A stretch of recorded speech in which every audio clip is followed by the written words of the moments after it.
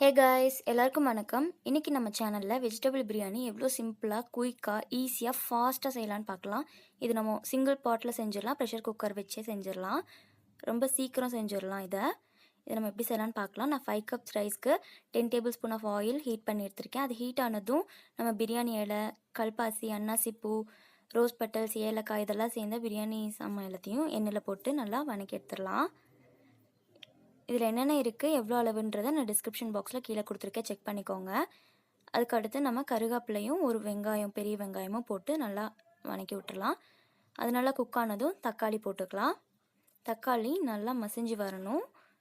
So அதை கரண்டிலேயே நல்லா மசிச்சு விட்டு குக் பண்ணுங்கள். இஞ்சி பூண்டு பேஸ்ட்டு கூடவே நான் சோம்பு, கிராம்பு, கசகசா இதெல்லாம் போட்டிருக்கேன். பட்டை, கிராம்பு, சோம்பு, கசகசா போட்டு நல்லா அரைச்சி பேஸ்ட் பண்ணியாச்சு.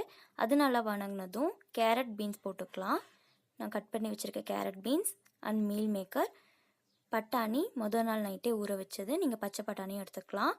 1.5 டேபிள் ஸ்பூன் அளவுக்கு காரத்துக்கு மிளகாத்தூள், கொஞ்சமாக மஞ்சள் பொடி, இது தேவையான அளவு உப்பு. நான் இந்துப்பு ஆட் பண்ணியிருக்கேன், அதனால தான் அந்த கலர் அப்படி இருக்குது. And coriander leaves, mint leaves எல்லாம் போட்டு நல்லா வணக்கி விட்டுடலாம். சுடுதண்ணி எடுத்து ஊற்றும் போது நமக்கு சீக்கிரமாக தண்ணி கொதிச்சிரும். சுடுதண்ணி போட்டுட்டு டக்குன்னு கொதித்த உடனே அரிசி போட்டு லிட் போட்டுருங்க. 2 விசில் மட்டும் விட்டு எடுத்துக்கோங்க. 2 விசில் விட்டோன்னே நம்ம சாப்பாடு ரெடி ஆயிரும். நெய் ஊற்றி நல்லா பெரட்டி விட்டுக்கோங்க. மேலே காய் எல்லாமே நின்றுரும். அதனால் நல்லா அடி வரைக்கும் பெரட்டி விட்டிங்கன்னா எல்லா பக்கமும் ஈவனாக ஸ்ப்ரெட் ஆகிடும். இந்த வீடியோ உங்களுக்கு பிடிச்சிருந்துச்சுன்னா லைக் பண்ணுங்கள், உங்கள் ஃப்ரெண்ட்ஸ்க்கு ஷேர் பண்ணுங்கள். மறக்காமல் நம்ம சேனலை சப்ஸ்கிரைப் பண்ணிவிட்டு அப்படியே பக்கத்தில் இருக்க பெல் ஐக்கான் கிளிக் பண்ணிக்கோங்க. தேங்க்யூ.